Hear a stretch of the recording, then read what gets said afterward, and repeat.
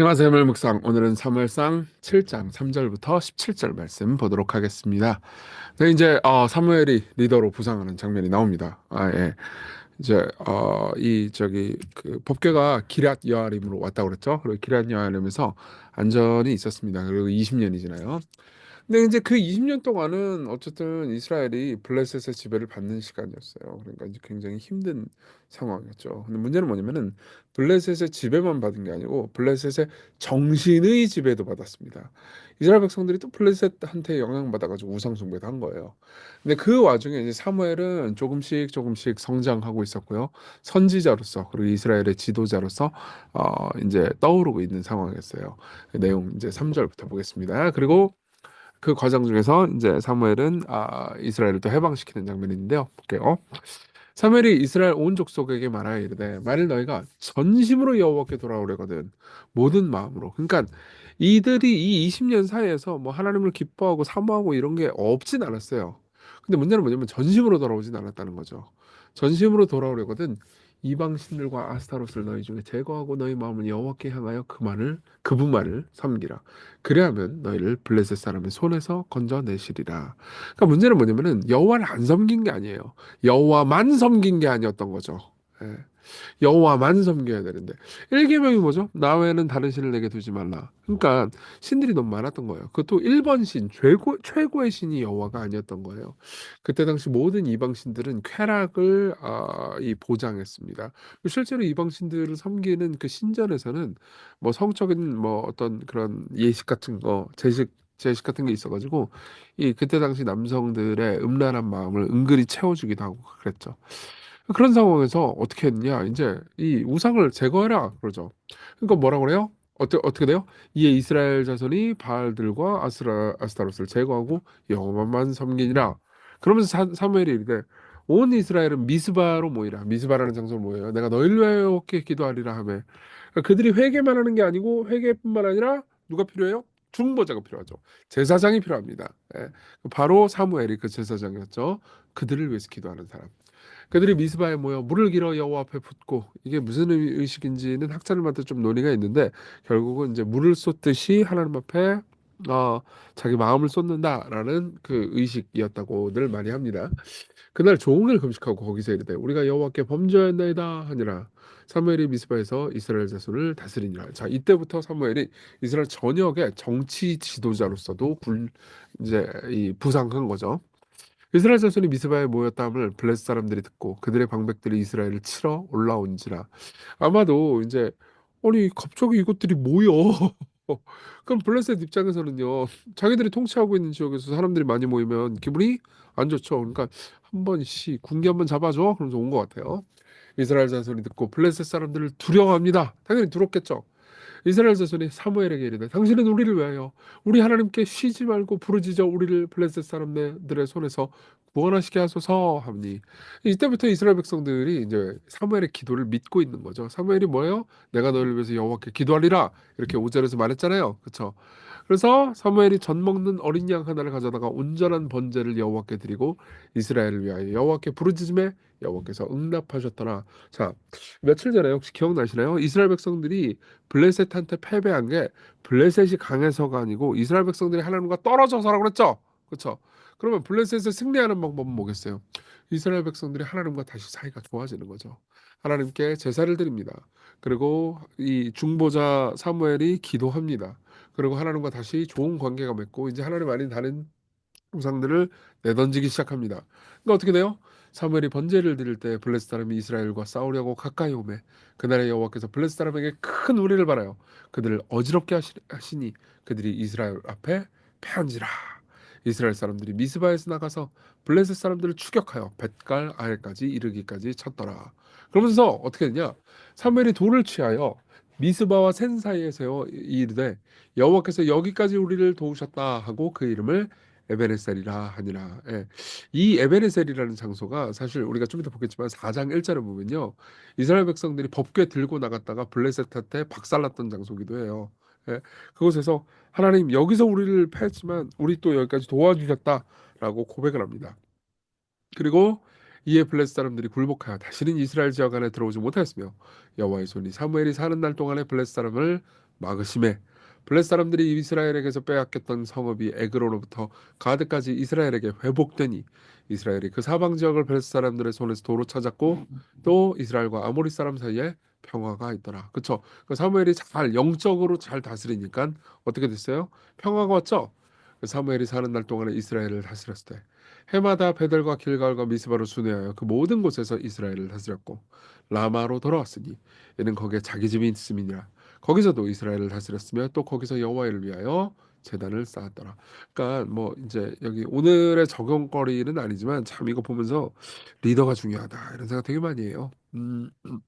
좋은 리더가 특히 교회에서 하다못해 소그룹이라 하더라도요 좋은 리더가 잘 섬기고 무엇보다 하나님과 가깝잖아요. 그럼 그 집단이 평안합니다. 예. 시건교회도 그런 교회가 됐으면 참 좋겠다 이런 생각하고 있어요.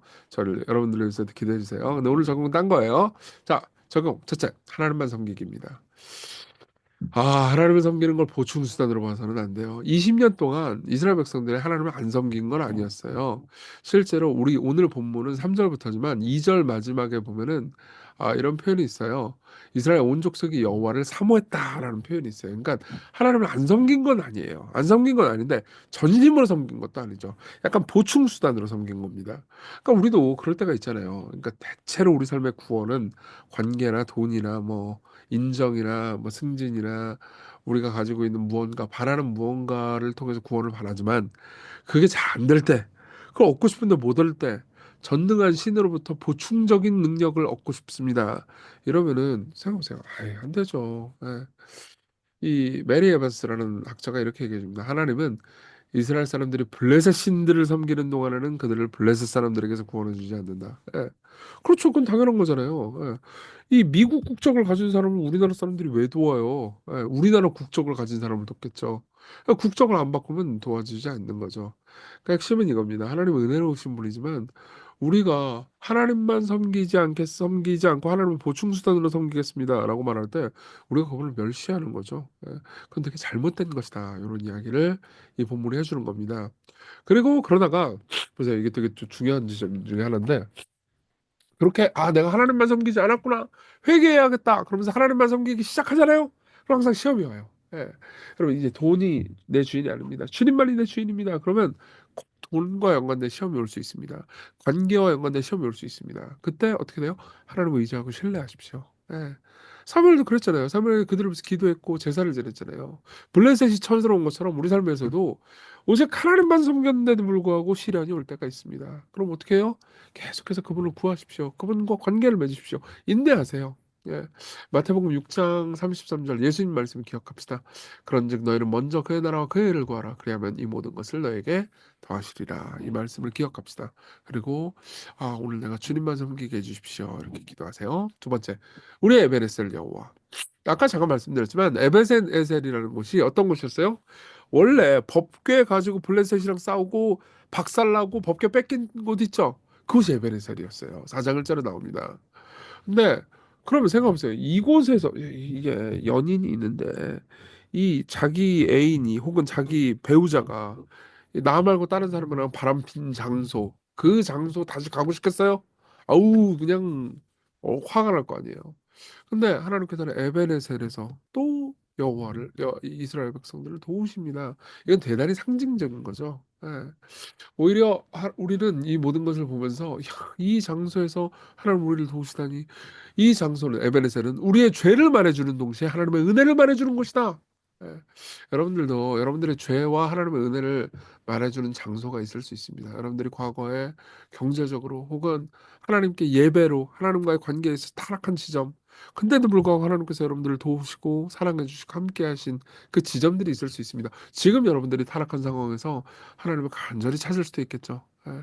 그곳에서 하나님께서 여러분들을 도우실 거예요. 예. 샤페인이라는 철학자가 이렇게 얘기해 줍니다. 때때로 개인은 단순히 하나님이 자신의 삶에 가져다 주신 모든 축복을 기억하기 위해 잠깐 멈춰 서는 것만으로도 낙심의 시기를 벗어날 수 있다고요. 예. 자, 보세요. 여러분, 우리에게 진짜 죄와 은혜를 모두 보여주는 은혜의 장소가 뭘까요? 어디예요? 십자가죠. 십자가죠. 십자가를 보십시오. 하나님이 우리를 용서하시기 위해선 저토록 잔혹한 고문을 아들에게 부으셨어야만 했습니다. 그러니까 우리의 죄가 얼마나 끔찍한지 십자가를 보면서 알 수 있죠. 그렇죠. 또 동시에 아들이 그 모든 것을 기꺼이 지셨습니다. 우리 대신. 그러니까 죄뿐만 아니라 은혜를 아는 장소죠. 십자가를 기억하십시오. 그러면 십자가 말고 다른 신들을 보면서 야, 네가 나 위해서 십자가 진 적 있어? 나한테 맨날 희생만 하라고 했지? 라고 말하면서 그 신들을 섬기지 않을 수 있습니다. 여러분들의 신이 관계든 무엇이든 좋습니다. 우리 주님만 바라봅시다. 같이 우리 기도해요. 하나님 아닌 것에서 구원을 바라면서 하나님 이용하는 자가 되지 않게 해주시고 또 은혜를 주신 하나님 지금까지 은혜를 기억하니까 에베네셀의 하나님 하나님만 바라보고 살게 해주세요. 우리 같이 기도하겠습니다.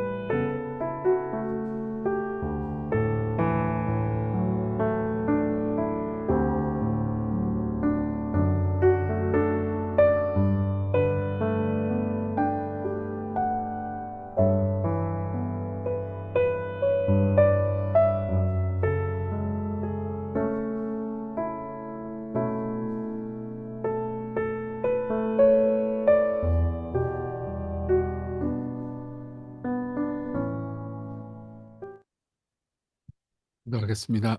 은혜로우신 주님, 아, 하나님만 섬기는 오늘 하루, 하나님 외에 다른 것에서 구원을 바라지 않는 오늘 하루 되게 해주세요. 우리를 지켜주시고 우리와 동행하시는 하나님의 은혜 안에 살게 해주세요. 예수님 이름으로 기도했습니다. 아멘. 네, 하나님의 은혜 안에서 오늘 기쁜 하루 되세요.